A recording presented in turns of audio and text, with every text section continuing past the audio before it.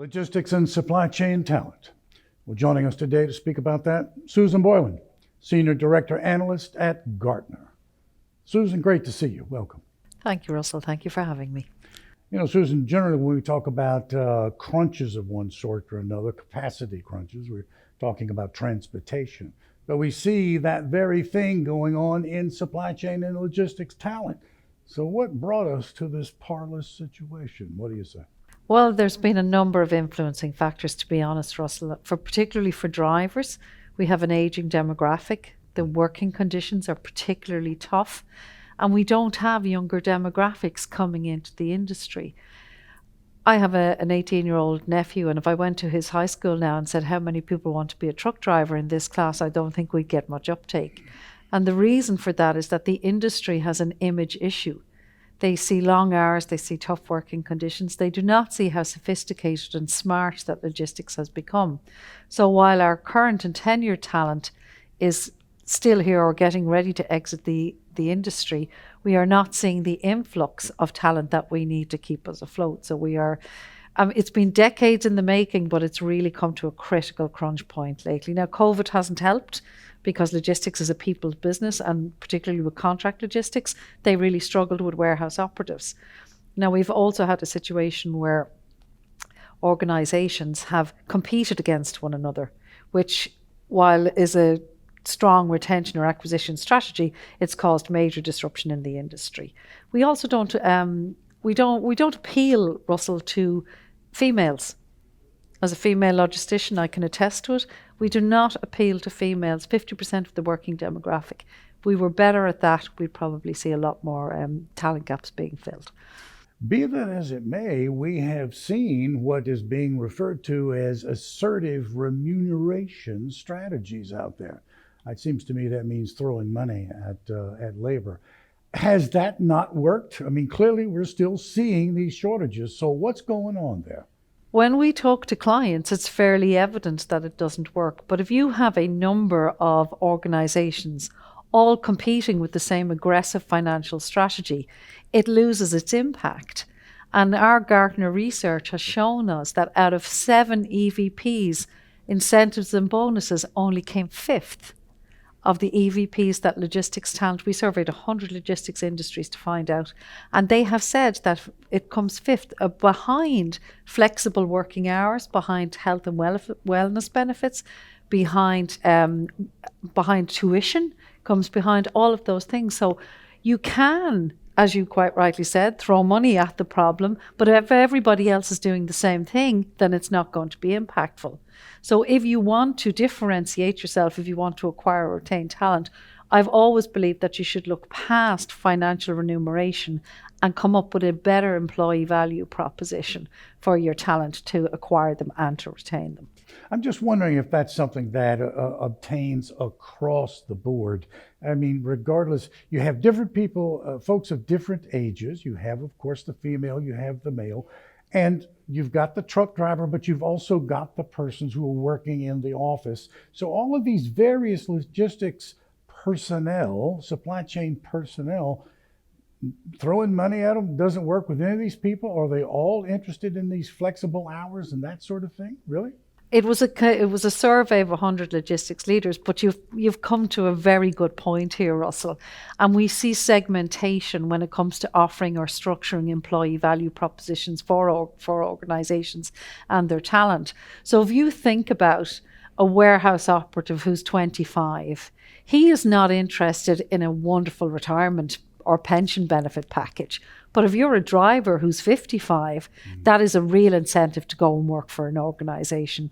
So what we've seen is with organisations is that they are trying to tailor their employee value propositions to different age demographics depending on what they value most. So if you're a young operative who wants to transfer to or to be promoted, then you are interested in, well, does the organisation support further education? But if you are getting close to retirement or you have another 10 or 15 years to go, you'll want to work for an organisation that offers really good health benefits and offers really good pension benefits. So depending on who you're directing your EVP at, one shoe won't fit every foot here, unfortunately. So you've got to think about it from a strategic perspective. So if I am a logistics leader, I'm a logistics manager, I'm someone that's in charge of recruiting and, one hopes, retaining talent, you're going to make all of this segmentation known to me so I can bring a nuance to my recruitment efforts. Is that right? And younger demographics are very good at researching their prospective employers. So it's really important that you are just as prepared when people are coming through the door. So if you're a logistics leader, acquisition, Russell, isn't as difficult as retention, believe it or not. The retention element is the big piece. So you have invested probably maybe a year or 2 years in this, particularly with the younger demographics. They like to move around a bit. So if they like to move around a bit, it's far better that they move around within your company than move out to your competitor. So as a result, if you're a logistics leader looking to acquire, then you've got to have an EVP, an employee value proposition that appeals to the demographic that you're trying to employ. And then you've got to put in a strategy, well, how are we going to keep them? And younger people in particular like the experience-based model. They don't like this lateral silo ladder-based model where you just enter into one area and you stay there and you can only go up or down. They want to be experiencing different things. And so leading 3PLs have applied this very successfully, and they move their talent around in each individual area, and then they come back to them at the end of the 2-year period and say, what did you like best? Where did you feel you were the best fit? And therefore it's encouraging engagement and greater tenure for those logisticians that you want to hold on to. All right, so let me put on my customer hat, and I'm coming to you. I want to accelerate my diversity, equity, and inclusion scenario at my initiative, at my company. So how can I do that? Walk me through that. What are you going to tell me?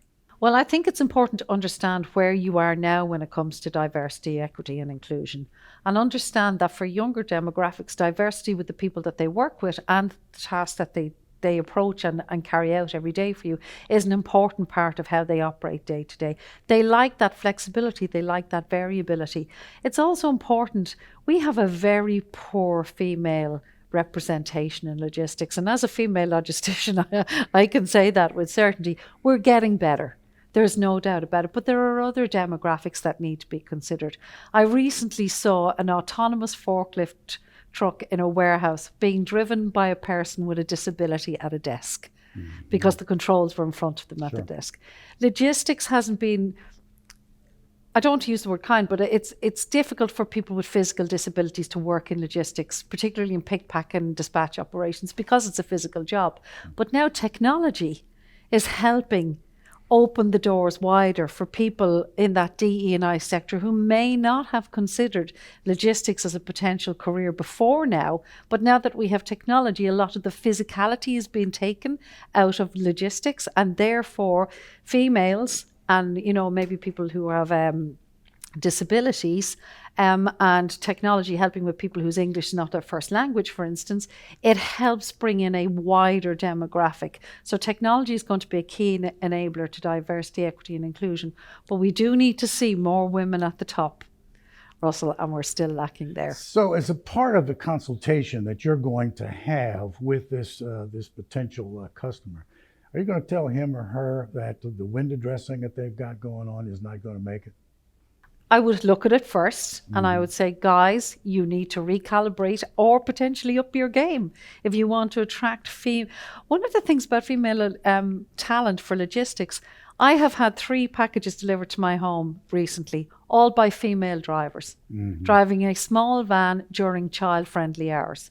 So I would be looking at, well, what are your initiatives here? What are you looking at as best practice from those trailblazers, the likes of UPS, for instance, who have an amazing diversity and equity and inclusion strategy going on at the moment. So what are you doing? And we would assess the gaps and take a look and see how we can move them forward in that space. Great information about DEI and other things going on in the talent and retention space. Susan, thank you so very much for finding the time to speak with us. Thank you. Thank you, Russell. It was lovely to be here. Susan Boylan, Gartner, speaking with us today about recruiting, retaining logistics and supply chain talent, perhaps at your organization. Thanks for watching.